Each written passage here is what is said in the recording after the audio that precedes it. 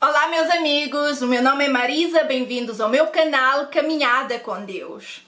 Amigos, hoje eu vou-vos contar como foi que eu saí da igreja que me decepcionou. Sim, eu já estive numa igreja que fui decepcionada e eu saí desta igreja. E hoje eu vou-vos contar o que aconteceu e como foi que eu saí. Se eu saí chateada com as pessoas que me decepcionaram, se eu andei a falar delas por aí e o que eu andei a falar delas. Pois é, decepção com a igreja. Infelizmente isto é algo que nós temos vindo a ouvir cada vez mais. A igreja onde eu fui, onde eu ia, me decepcionou, por isso eu decidi desistir da igreja. Eu sou desigrejada. Eu também já fui decepcionada por uma igreja. Eu fiquei muito magoada. Isto aconteceu já aqui na Alemanha. O meu filho ainda era pequeno, tinha para aí 4, 5 anos. E foi então quando eu resolvi ir a uma igreja. Eu ainda falava muito pouco alemão e eu estava muito sozinha ainda naquela altura. Eu não tinha amigos, eu era nova na cidade. E eu então passava sempre por uma igreja perto da minha casa e decidi ir àquela igreja. E eu preciso dizer que eu fui muito bem recebida naquela igreja, muito bem recebida por aqueles irmãos na fé, pelo pastor. E eles me acolheram, como eu tinha dificuldade ainda, não é? No idioma, eles me ajudavam. Como disse, eu era nova na cidade, por isso eu ainda não estava com as minhas mudanças completamente feitas, né? Eu ainda nem tinha sequer as lâmpadas, os candeeiros no teto. Então eles me perguntaram se eu precisava de ajuda e vieram me ajudar. E tudo, sempre que eu precisava de algo, eu podia ter a certeza que lá eu encontraria ajuda. Lá eu conheci também os meus melhores amigos que me ajudaram na fase da minha libertação e também quando eu estive com depressão, internada. Sobre estes dois factos da minha vida eu já falei aqui, já há vídeos no canal, não é? E eu fiquei então naquela igreja mais ou menos 4 anos. E como eu disse, eu fui muito bem recebida naquela igreja. Só que na altura eu ainda estava no ocultismo e eu sentia muita opressão maligna, né? Eu sentia eu sentia aquelas forças do mal e aquilo me incomodava. Até que um dia eu fui ter com o pastor e eu disse-lhe: olha, isto é assim, eu gostaria que tu orasses por mim.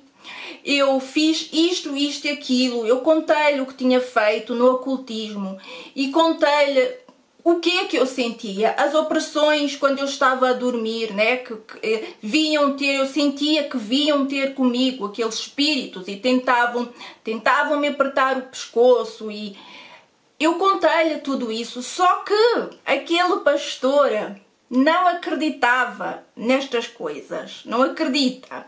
Eu não sei se agora ele já acredita, se não acredita, mas naquela altura ele não acreditava naquelas coisas, né? Nestas coisas espirituais. E não só ele, como muitas outras pessoas naquela igreja. E ele, então, quando eu lhe contei isto, ele ficou assim um bocado: Marisa, mas estas coisas não acontecem, estas coisas não existem.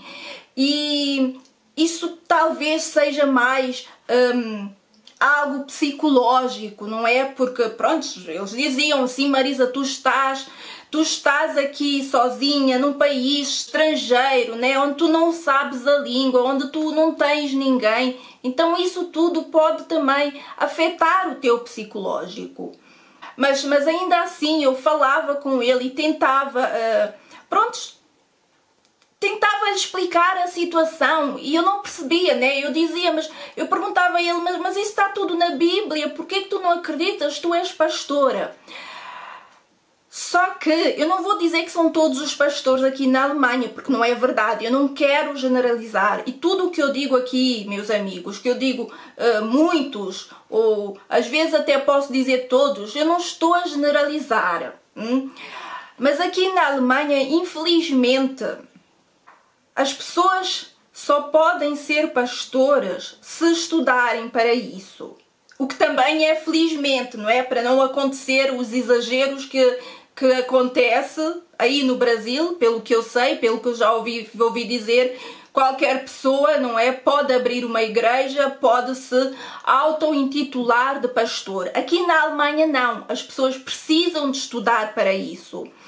E muitas vezes eles escolhem esta profissão sem mesmo ter o encontro com Deus, não é? Sem mesmo terem vivenciado uma experiência com o nosso Senhor Jesus. Eu não estou a dizer que este pastor não conhece a Deus.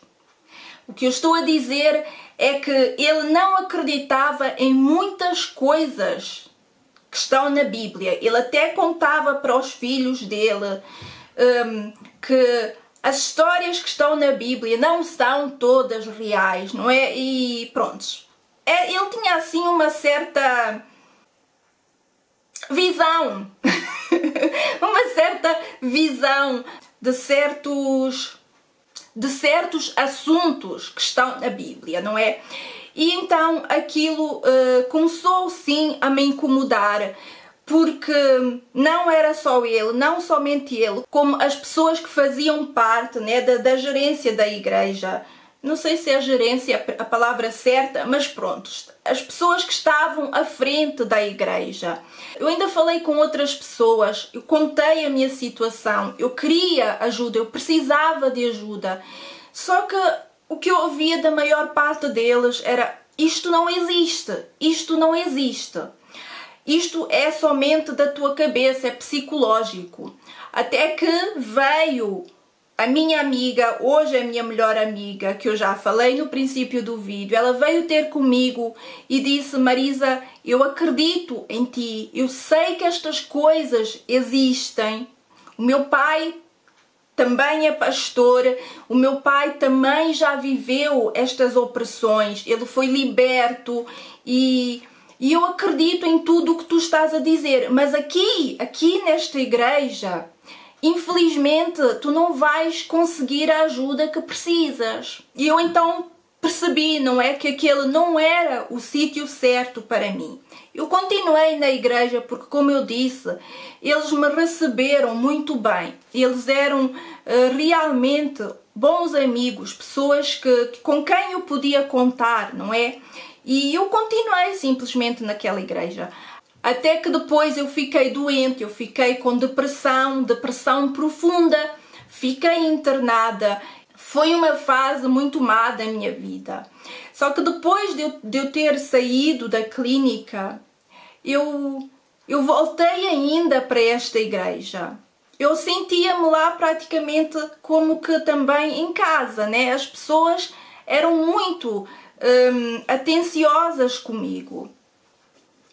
Só que eu comecei a ver que aquela igreja não me estava a ajudar espiritualmente. Eu estava na igreja, eu gostava muito daquelas pessoas, mas eu não estava na igreja à procura de amigos. Eu estava na igreja à procura de Deus, à procura de uma palavra que me ajudasse, que me ajudasse na minha libertação. Sim, nós podemos ter tudo isso em casa, não é? Não precisamos de igreja especificamente para isso. Mas principalmente quando nós sabemos que precisamos de uma libertação e E não estamos, ainda não temos o conhecimento da palavra, não é? Então é muito importante nós termos alguém que nos ajude neste processo. Até que eu, depois de um tempo, depois do meu internamento na clínica, que eu fiquei um bom tempo na clínica e eu ainda voltei para a igreja, só que eu sentia-me mal lá. Porque muitas das pessoas que não acreditavam nestas coisas espirituais, não é? Vieram ter comigo e disseram: Marisa, e agora como é que te sentes? O teu psicológico já está melhor? E aquilo fez-me sentir como que maluca. Eles estão a dizer que eu estou maluca, né? Eu tive depressão, sim, a depressão, eu já falei aqui o que eu acho sobre depressão, né? A depressão pode ser espiritual, mas há outros motivos que nos levam à depressão. Eu vivi algo muito forte, não é? Que me pôs mesmo, prontos, sem reação, completamente depressiva, mas eu sabia que aquilo não era psicológico, o que eu sentia, o que eu dizia a eles que sentia, aquela opressão maligna não tinha nada a ver com as coisas da minha cabeça ou com, sei lá, ou com o meu psicológico, né? E eu então, depois de uns tempos, ainda nesta igreja, eu decidi sair da igreja. Eu não disse mais nada a ninguém, eu não falei com o pastor, eu simplesmente saí da igreja. Eu fiquei um bom tempo desigrejada.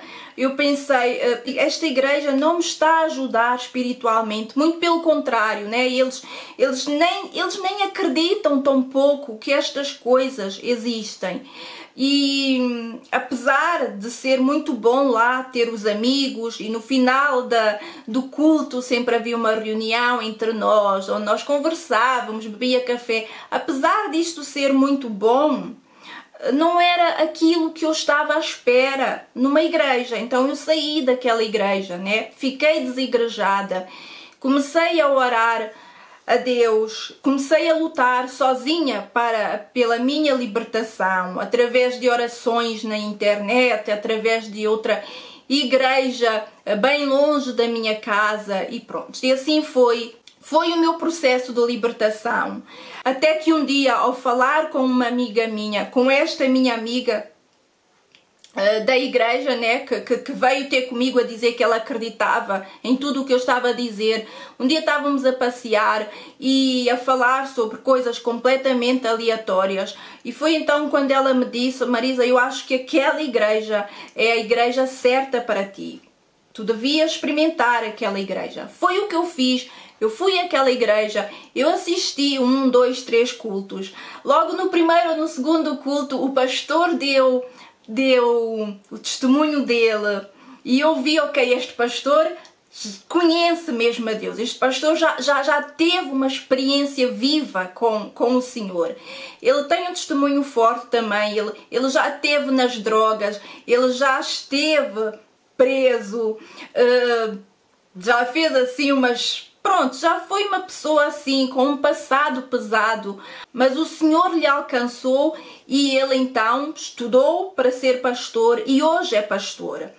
Eu assisti 2, 3 pregações dele, até que eu achei, pode ser que esta seja a igreja certa para mim. Mas antes de eu decidir ir para aquela igreja, eu queria falar com aquele pastor e eu queria lhe perguntar se ele acreditava em espíritos, em demónios, em opressões malignas, pronto. Se ele acreditava na minha história.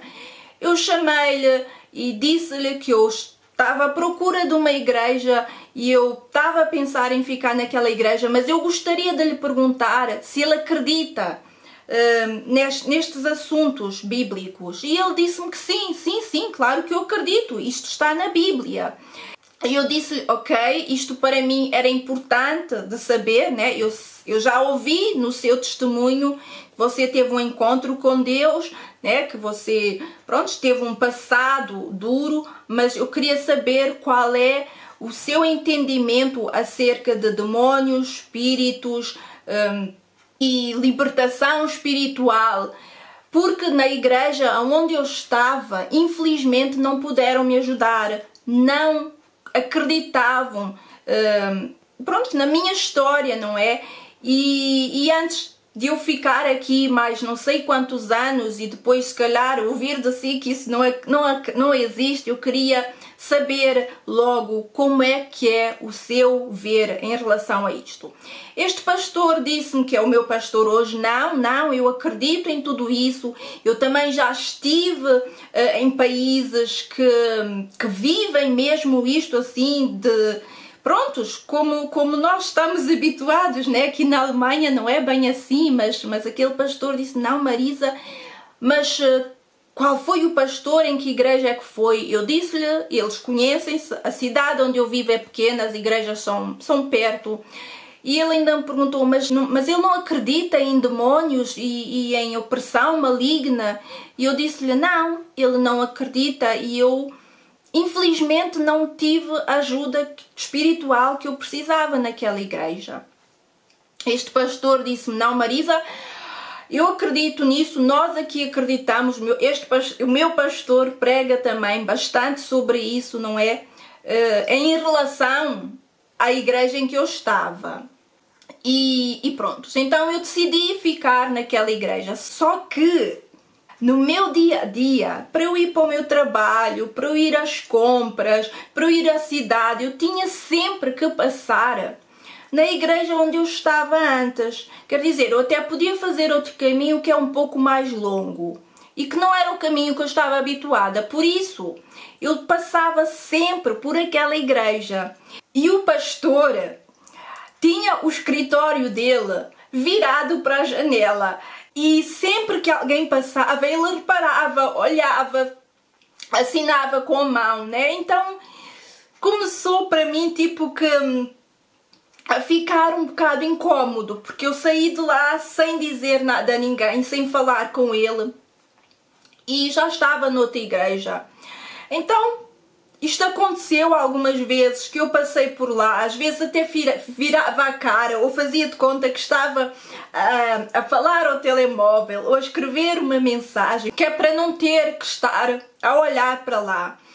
E depois aconteceu 2 ou 3 domingos que eu ia então para a minha igreja, a nova igreja em que eu estava, e eu passava por aquela igreja e eu via lá os irmãos e eles me assinavam olá Marisa, e eu dizia para eles olá, e eles então reparavam, né, que é a mesma hora que eu também ia para outra igreja, e para mim, ou melhor, para nós todos começou a ficar uma situação incómoda, para o pastor também, para mim também e para eles também. Até que eu falei com Deus sobre esta situação. Eu disse a Deus, Deus, eu não sei o que é que eu vou fazer agora. Eu não estou a gostar desta situação. Eu saí daquela igreja magoada. Sim, eu saí muito magoada daquela igreja.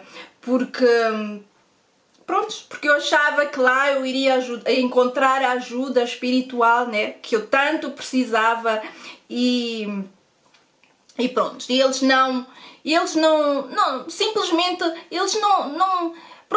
me diziam assim diretamente, Marisa, isso não existe, vamos parar com o assunto, mas eles, tipo, ouviam-me, diziam, tá bem, prontos, mas não tentavam me ajudar mais profundamente.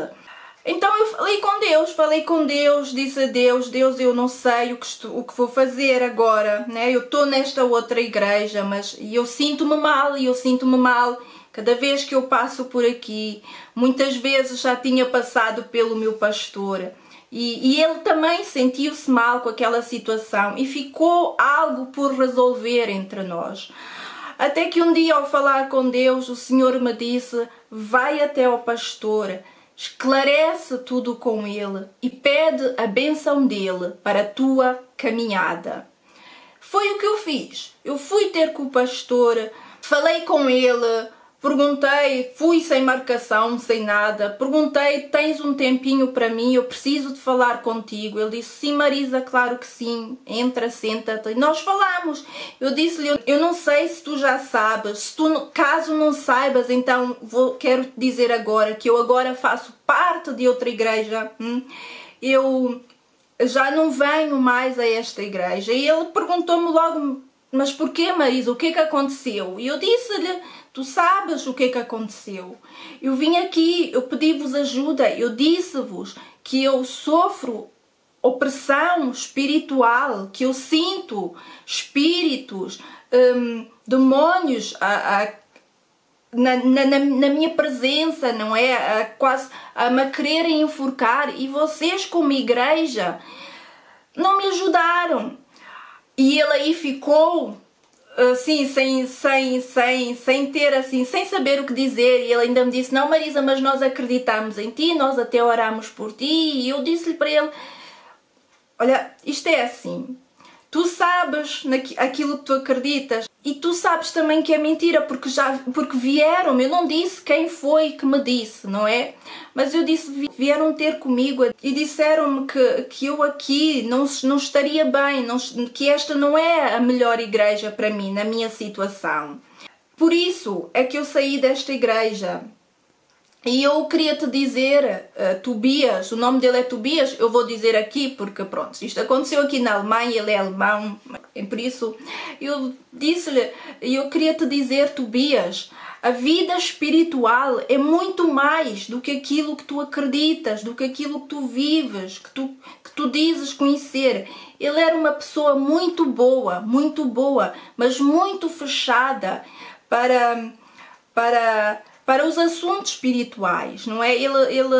Pronto, era assim, ele era pastor porque estudou para aquilo, mas a sua experiência com Deus ainda estava muito limitada, e não só, a meu ver, muitas outras pessoas também disseram-me isso, que muitas outras pessoas já tinham ido ter com ele à procura de ajuda e também sentiram-se como que abandonadas, não é? Porque ele realmente ouve as pessoas, ele até orava pelas pessoas, mas sem a fé, sem o acreditar, não é? Sem o crer, e muitas vezes achando que eram problemas psicológicos, não é?